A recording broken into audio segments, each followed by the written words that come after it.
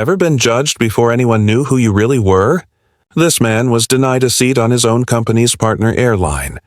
But just 10 minutes later, he turned their arrogance into the downfall of the entire flight. Stay till the end, because this one's not just about money. It's about power, respect, and poetic justice. The hum of the morning crowd filled the air at LAX International Airport, where travelers in designer coats and sleek luggage moved through the glassy terminals. Among them stood a man whose presence drew quiet attention without him even trying. Ethan Cole, dressed in a tailored charcoal suit and carrying nothing but a slim leather briefcase, stepped forward toward the first-class boarding gate of Skyworld Airlines. His boarding pass read, Priority 1, Global Sky Partners. Yet, when the gate agent looked up at him, her polite smile froze into suspicion. Amanda Ridge had been greeting passengers all morning, but something in her eyes shifted as she looked at Ethan. She glanced from his pass to his face, her tone subtly tightening. "Sir," she said, forcing a smile, "this line's for first class only." Ethan's reply came smooth and even, like a man used to misunderstanding but never intimidated by it. "That's exactly where I belong." A faint pause. Amanda's brows drew together. She scanned his boarding pass again, as if waiting for a flaw to appear. "I'll need to double-check this," she murmured, tapping on her computer. Behind Ethan, the line of impatient passengers began to grow. A few travelers shifted uncomfortably. Some exchanged knowing smirks. One older man whispered, "Probably trying to sneak an upgrade." Amanda called for a secondary scan, her voice louder this time. "We've had incidents of forged first-class tickets recently." Just following protocol, Ethan's eyes remained calm. "Of course," he said softly. He passed her his phone, displaying an email bearing the official Skyworld emblem and a gold badge marked Corporate Partner Access, Executive Tier. Still, she hesitated, biting her lip, her tone clipped with fake politeness. "I'll just need my supervisor to take a look." "Won't take long," her radio crackled. "Captain Carter, we have a passenger claiming partner status. Can you verify this?" From down the gate's corridor emerged Ryan Carter, the flight's pilot, confident, square-jawed, and used to getting his way. "What's the issue?" he asked. Amanda gestured at Ethan. "He insists he's first class. Says he's part of our partner program." Ryan's gaze moved from Ethan's suit to his calm eyes. His smirk was faint but cutting.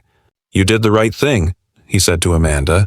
Then, looking at Ethan, he added, "Sir, if you could step aside, we'll clear this up once we confirm your credentials." Ethan didn't flinch. "My credentials are already confirmed," he replied evenly. Ryan's expression hardened. "Look, I don't want to make a scene. You can wait while we handle verified passengers first." But the scene was already made. A few people had pulled out their phones, quietly recording as the first-class line continued to move. Every camera caught the moment Amanda and Ryan guided Ethan away from the gate. Not with force, but with the kind of subtle dismissal that said, "You don't belong here." Tara, Ethan's assistant, watched helplessly from nearby. She was younger, sharp, and fiercely loyal. "Sir," she whispered, "should I call the liaison at Skyworld?" Ethan glanced toward her, his voice low, steady. "No need. They'll call me." Amanda continued boarding passengers, her smile returning only when she no longer had to look at him. Ryan gave Ethan a curt nod before turning toward the cockpit. "We're closing doors," he said to the crew. "Let's not delay our real guests." As the gate sealed, a dull click echoed like a door shutting on dignity. The intercom buzzed with the routine flight announcement, "Welcome aboard Skyworld Airlines Flight 242 to New York." Ethan remained silent. No anger, no raised voice, just a quiet exhale. Around him, whispers spread.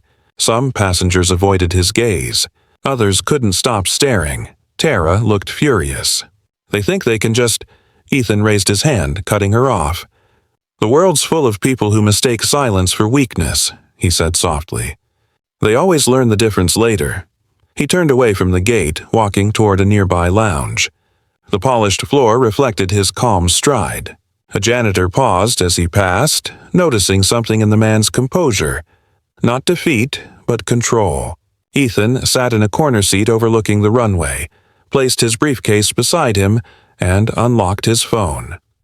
For a moment, his screen illuminated his face. Unreadable. Composed. Then he scrolled to a single contact labeled Skyworld HQ, Operations. His thumb hovered for a beat. Tara sat across from him, still tense, still waiting for him to react. He pressed the number. The call connected instantly. Operations, this is Director Mills. Ethan's tone was polite, even warm. This is Ethan Cole. I believe one of your partner flights just took off without authorization. There was a pause on the other end, followed by a sudden shift in voice. Mr. Cole? Sir, we weren't aware you were traveling today. I know, Ethan said, his voice like quiet steel. Your staff made that very clear. Outside the lounge window, the Skyworld aircraft rolled slowly toward the runway, engines humming. The sunlight caught the logo on its tail, the same logo that would soon flash red in every control room across the airline's network. Tara leaned forward, whispering, What now? Ethan set his coffee down, eyes still fixed on the plane. Now, he said, almost to himself, we let 10 minutes change everything. Inside the plane, Amanda Ridge fastened her seatbelt and leaned toward her fellow attendant with a proud grin. You should have seen him, she whispered, smirking, acting all confident like he belonged up here. Some people will do anything for an upgrade. Her colleague laughed lightly, unaware that the cameras of several passengers had captured every cruel smirk, every condescending glance. What had seemed like just another power trip to Amanda was already unfolding into a public disaster beyond her imagination. Meanwhile, back in the terminal, Ethan Cole sat in the Skyworld lounge, his posture relaxed, his phone resting on the table beside a cup of untouched coffee. Tara sat across from him, tense and restless. Sir, they can't treat you like this, she said under her breath. You own half their cargo routes. Shouldn't we call legal or PR? Ethan didn't answer immediately. His eyes followed the aircraft rolling slowly toward the runway. The sunlight reflected off its body like a mirror, calm, distant, unaware that its engines would soon fall silent. They'll realize who they turned away, he said softly, almost to himself. Within minutes, notifications began buzzing across social media. A traveler from the gate had uploaded a short video of the exchange, captioned, This man was denied first class because the staff didn't believe he belonged there. First class while black. It took only 7 minutes for the clip to hit 500,000 views. Comments poured in, some outraged, some heartbroken, others tagging Skyworld Airlines demanding accountability. Across town, in a sleek office tower with panoramic views of downtown Los Angeles, Linda Graves, regional director of Skyworld Airlines, was reviewing quarterly numbers when her phone rang sharply. Her assistant's voice trembled. Ma'am, corporate affairs is on line 1. They said it's urgent, Linda answered briskly. This is Graves. A furious voice exploded on the other end. Linda, why is one of our partner CEOs trending for being humiliated by your staff? Her pen froze midair. Partner CEO? She repeated, confused. Yes, Ethan Cole. Cole Logistics. The man who renewed your billion-dollar freight contract last quarter. The blood drained from her face. Papers slid off her desk as she shot up from her chair. You must be joking. Check social media. It's everywhere, the voice snapped before hanging up. Her trembling hands reached for her laptop. Within seconds, she saw the headline herself. Black businessman denied seat by Skyworld crew. The video was playing on every platform. News outlets were already picking it up. She didn't waste another second. Grabbing her phone, she barked orders as she stormed through the office. Get me gate control. Stop that flight! Do not let it take off. Her heels clacked against the tile as she ran through the corridor, her voice echoing. Tell Captain Carter to hold position immediately. In the cockpit, Ryan Carter heard the command come through his radio. Control tower, repeat that? Captain, you are ordered to delay takeoff pending executive clearance. Ryan chuckled, switching the comms off. Tell them we're already taxiing, he said to his co-pilot. These ground people panic over everything. Amanda laughed from the galley. Probably that guy from the gate. He's causing a scene online, I bet, Ryan smirked. Yeah, well, we're up in the air in 5 minutes. Let them deal with it. But at that exact moment, the cockpit screen flickered. A red warning banner appeared across the primary display. Flight authorization suspended, pending clearance from Cole Logistics Network. Ryan frowned. What the? He tapped the controls, but the message remained flashing brighter. The engine's hum began to drop to a low idle. His co-pilot turned pale. Sir, it's locking us out of the navigation system. Ryan's voice grew sharp. Impossible. That's a cargo operations partner. What authority do they? Then he froze as realization struck. Cole Logistics wasn't just a cargo partner. They handled every freight, every shipping manifest, and every logistics clearance tied to Skyworld's global system. Amanda peeked into the cockpit, sensing tension. Captain, what's going on? Ryan didn't answer. He stared at the message, the red text pulsing like a heartbeat. Authorization suspended, he repeated slowly. We can't even move. Outside, the aircraft stopped abruptly on the taxiway. Passengers exchanged confused looks as the plane went quiet. The air conditioning cut off for a moment. Someone in first class asked, "Why aren't we taking off?" A soft announcement came over the intercom. Ryan's voice, once confident, now sounded tight and uneasy. Ladies and gentlemen, we're experiencing a minor technical delay. We'll update you shortly. In the terminal, Linda burst through the security doors, her ID badge swinging wildly. She spotted Ethan sitting calmly by the window, phone in hand. Her steps slowed as she saw his composed expression. No rage, no arrogance, only quiet certainty. She realized immediately what had happened. He hadn't raised his voice, hadn't caused a scene, he'd simply made a call. She approached, breathless. Mr. Cole, I'm so sorry. Our staff had no idea. Ethan looked up, his gaze steady. That's the problem, Miss Graves, he said evenly. They never think they need to know. Before she could speak again, her own phone rang. She answered, pale-faced. Yes? The voice on the line was from the CEO of Skyworld's headquarters. Linda, what have you done? The entire system just froze. We can't authorize flights in 3 regions because Cole Logistics pulled clearance. Her knees nearly buckled. She looked at Ethan, still sitting quietly, watching the plane that had tried to leave him behind. The engines were silent now. Ground crew trucks surrounded it. The airline's logo shimmered under the California sun like a symbol of arrogance finally humbled. Ethan finally stood, smoothing his jacket. He turned to Tara, who was now smiling with quiet satisfaction. 10 minutes, he said softly, slipping his phone back into his pocket. That's all it took. Linda Graves found him exactly where she feared she would. Sitting in the quiet corner of the Skyworld Executive Lounge, a cup of coffee before him, untouched and growing cold. The hum of chatter from nearby passengers faded when she entered. Her breath was uneven, her eyes full of panic, but Ethan Cole didn't even look up at first. He was calm, almost serene, scrolling through his phone as if nothing in the world had gone wrong. Only the slight lift of his brow acknowledged her presence. Mr. Cole, she began, voice trembling, I am terribly sorry for what happened at the gate. This was an unacceptable misunderstanding. He looked up slowly, his voice quiet but razor-sharp. Tell me something, Miss Graves, he said. Are you sorry because I'm your client, or because I'm black? Her lips parted, but no sound came out. The weight of his question hung in the air, heavy and undeniable. For a moment, she looked down, her hands fidgeting with the clipboard she had brought as a shield. Around them, nearby passengers began whispering. Cameras had found them already. Dozens of phones pointed toward the quiet scene unfolding between the powerful man and the panicked director. I didn't know who you were, Linda stammered finally. If I had known, Ethan cut her off, his gaze piercing. And that's exactly the problem. Respect shouldn't require recognition. Linda opened her mouth again, but he was already reaching for his phone.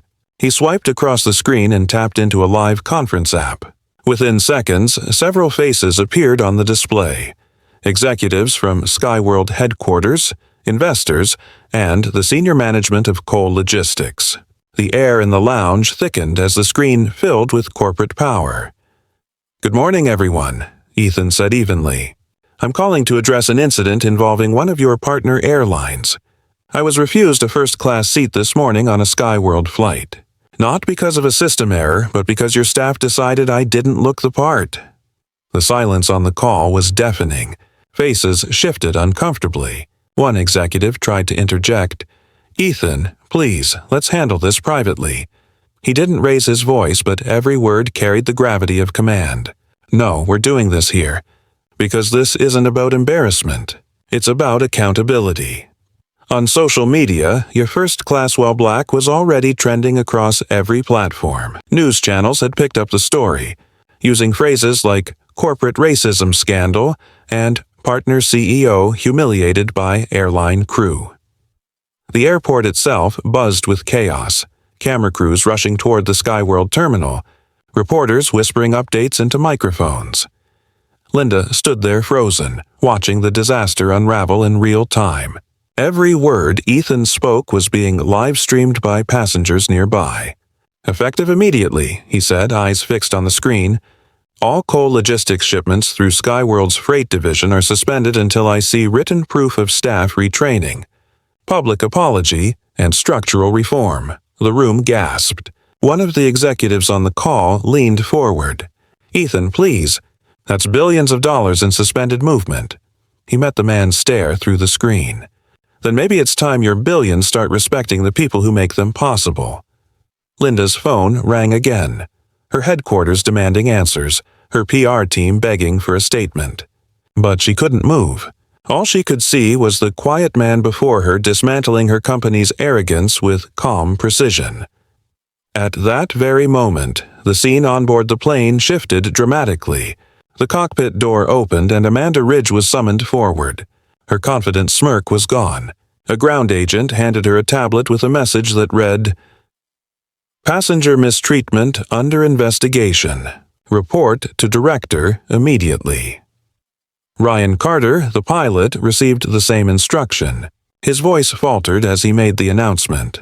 "Ladies and gentlemen, we regret to inform you that this flight will be delayed indefinitely due to operational issues."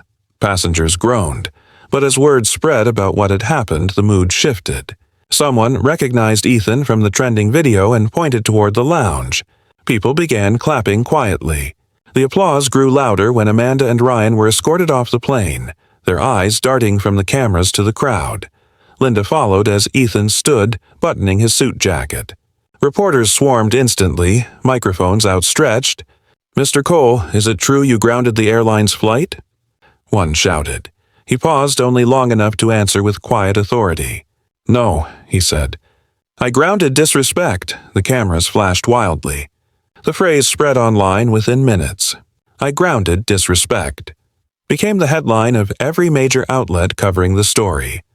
Airport security cleared a path as Ethan walked toward the exit, flanked by senior airline officials now desperate to repair the damage.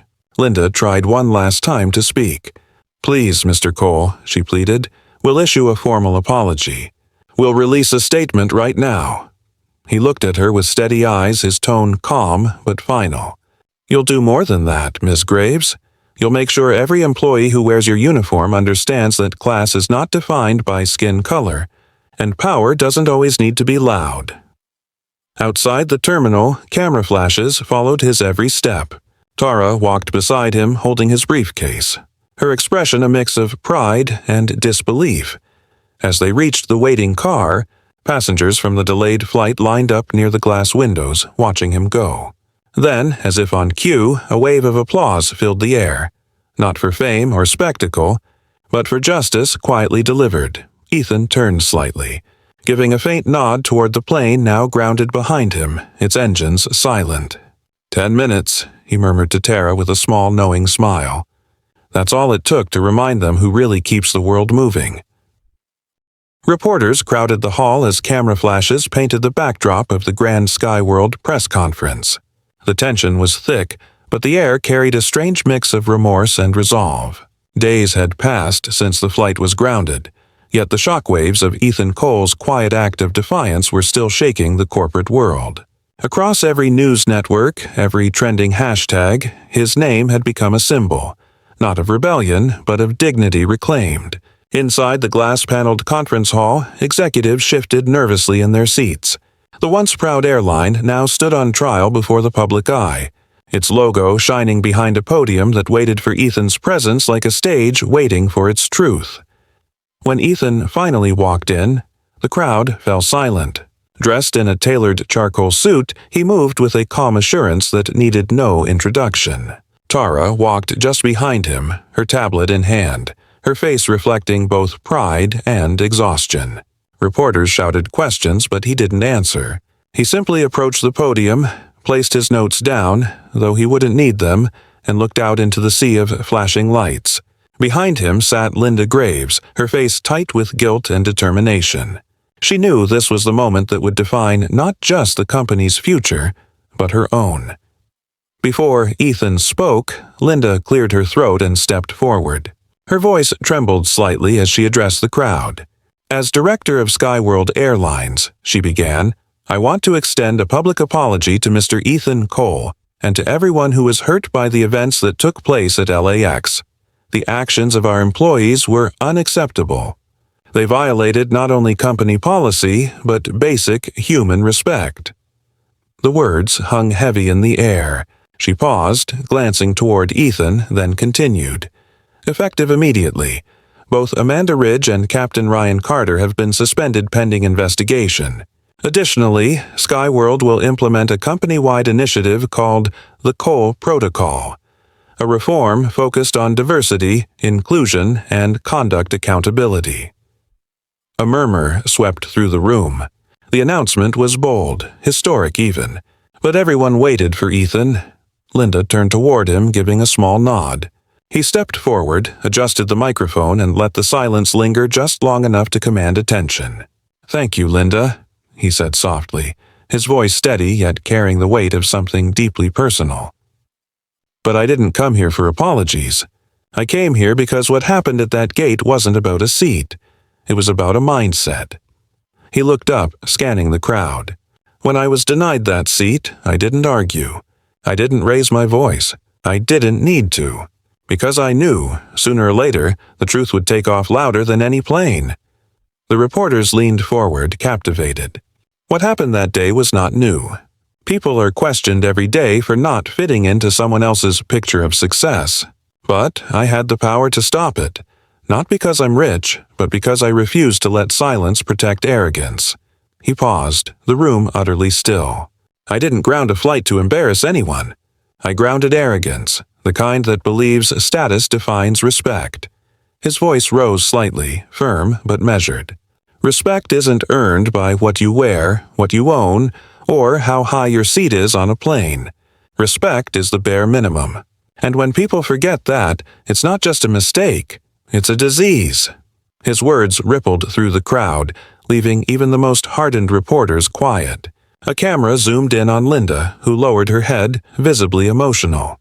Ethan continued, Skyworld has a chance to rebuild, not because of me, but because it's finally facing itself. The Cole Protocol isn't about me. It's about every passenger who was ever treated like less because of who they are. And if that's what comes out of this, then grounding that flight was the easiest decision I ever made.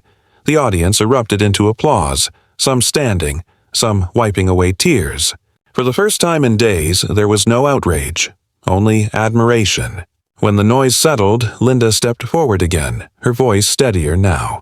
Mr. Cole, she said, on behalf of Skyworld, I want to thank you. You've changed how we see our passengers and how we see ourselves. We'd like to offer you an honorary position on our executive advisory board. Ethan smiled faintly, the kind of smile that carried understanding, but not pride. He leaned into the mic once more. I appreciate that, he said, but you don't need me on a board to make change. Don't upgrade your passengers. Upgrade your perception. The words hit harder than any corporate statement could. They were simple, but they carried a truth that would echo far beyond that room. He stepped away from the podium, turned to Tara, and nodded toward the exit. As they walked out, cameras followed their every step. Outside, the sunlight bounced off the glass doors. And a new banner hung across the entrance of the building, a freshly printed slogan born from the lesson they'd all just witnessed. It read, "Respect flies first." As Ethan and Tara disappeared into the waiting car, the world finally saw that this wasn't just about one man or one airline. It was about a change in altitude, not for planes, but for people. And somewhere in the sky, flights continued to take off again, each one carrying the weight of a promise that dignity would never be delayed again.